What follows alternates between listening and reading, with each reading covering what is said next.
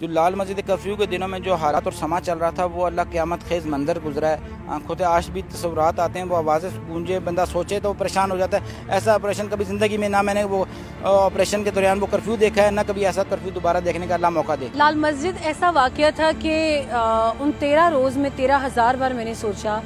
کہ خبر بناتے بناتے کسی بھی وقت میں خود خبر بن سکتی ہوں. خوف و ہراس اتنا زیادہ تھا کہ جب فائرنگ ہوتی تھی تو فائر میں 1 بلٹ 2 بلٹ یا 3 بلٹ کی آواز نہیں ہوتی تھی, ٹک ٹک ٹک ٹک لگاتار آوازیں آتی تھی.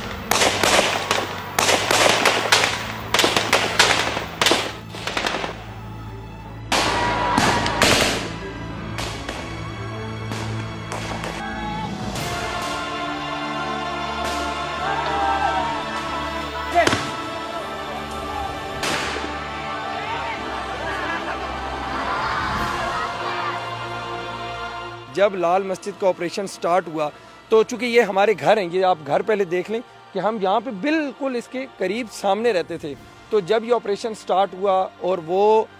آنسو گیس کے شیل ہو گئے یا ہم نے جو یہاں پہ فائرنگ سنی, پھر 2 روز تک جو یہاں پہ گیس, پانی, بجلی ہر چیز جو ہے وہ مکمل طور پر منقطع جو ہے وہ کر دی گئی تھی. لال مسجد آپریشن جو تھا وہ کوئی 2-3 ہفتوں کی, 2-3 دنوں کی یا 2-3 مہینوں کی بات نہیں تھی. وہ جنوری 2006 سے اس کے اثرات جو تھے وہ شروع ہو چکے تھے, جب لال مسجد میں, جس میں 2 بھائی مولانا عبدالرشید غازی کے نام سے جن کو جانا جاتا تھا, اور ان کے بڑے بھائی مولانا عبدالعزیز, ان کی سربراہی میں پھر جامعہ حفصہ میں جو مولانا عبدالعزیز کی زوجہ تھیں ام حسان کے نام سے جن کو جانا جاتا تھا, تو ان دونوں مسجد اور جامعہ حفصہ جو ساتھ ہی جہاں پہ طالبات کا ہاسٹل بھی تھا اور ان کی جامعہ بھی تھی, انہوں نے اس پورے ایریا میں جو نہ صرف مقامی باشندے بلکہ انہوں نے چائنیز ہیلتھ کیئر کی جو فیمیل ورکرز تھیں, خاتون ورکرز تھیں جو اس میں کام کرتی تھیں, انہیں کڈنیپ کیا. جب منسٹری آف انوائرمنٹ جلائی گئی جو سامنے مسجد کے بالکل سامنے ہے, اور باقاعدہ یہ دھمکی دی گئی کہ پاکستان میں ابھی کی حکومت استعفیٰ دے اور ایک شریعتی نظام جو ہے, شریعہ کا نظام نافذ ہو, تو وہ پھر شاید ایک ایسا موقع تھا کہ جب حکومت نے بھی صبر کا دامن چھوڑ دیا ہاتھ سے. اگر ہم نے ٹیررزم اور ایکسٹریمزم کنٹرول نہیں کی تو ہماری پاکستان کا فیوچر بہت خطرے میں ہے.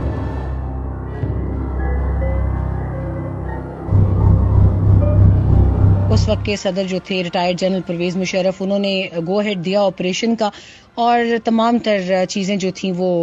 اس وقت کی حکومت اور حکومت کی جو مذاکراتی ٹیم تھی headed by Chaudhry Shujaat Hussain and Pervaiz Elahi, اور ان کو اختیار دیا گیا کہ آپ اس کو فائنلائز کر سکتے ہیں. یہ اس نظام کو تبدیل کریں, یہ فرسودہ نظام سارے مسائل کی جڑ ہے, غریبوں کے لیے مسائل ہیں, ہر ایک کے لیے مسائل ہیں. یہاں پر جب تک اسلامی نظام قائم نہیں ہوگا اس وقت تک کوئی یہاں کے مسائل کا حل نہیں ہوگا. آپ آئیں, میڈیا کو لے کے آئیں, جو غیر ملکی ہوا وہ دوں گا, جو دہشت گرد ہوا وہ دوں گا. اس کے علاوہ طالب علم اپنے جو ہیں, میرے جو اسٹوڈنٹ ہیں جو وانٹیڈ ہوئے, جن کے اوپر کوئی کرمنل کیس ہے, سابقہ کیس ہے, وہ بھی دینے کو تیار ہوں.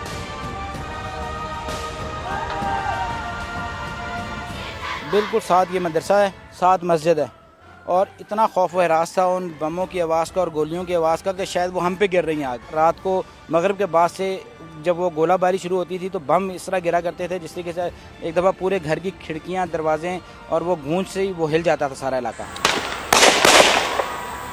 آنسو گیس کی میں آپ کو بتا دوں کہ گھر کے اندر یہ پوزیشن ہوتی تھی کہ ہم جو گیلے کپڑے ہیں وہ دروازے کے نیچے رکھتے تھے کہ یہاں سے کسی بھی طریقے سے آنسو گیس کی جو یہ ہوا سی ہے وہ اندر نہ آئے, لیکن اس کے باوجود وہ ہماری آنکھوں کو اتنا تنگ کرتی تھی, اس کی وجہ سے طبیعت خراب رہتی تھی. لیکن آج تک میں نے یہ نہیں سنا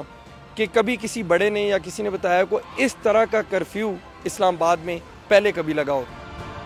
یہ میری سب سے بڑی اسائنمنٹ تھی جو میں نے مسلسل 13 دن کور کی. اس سے پہلے بھی جب اسلام آباد میں حکومت کی ریٹ کو چیلنج کیا جاتا تھا, خواتین کو ڈنڈے مار کے آتے جاتے انہیں زبردستی دوپٹے اڑانے کی کوشش کی جاتی تھی, وہ بھی ہم نے رپورٹس بنائی. اس آپریشن کو کور کرنا اور انڈائریکٹلی مجھے اب یاد آتا ہے کہ شاید ہم کہیں نہ کہیں اپنی موت کا بھی انتظار کر رہے تھے.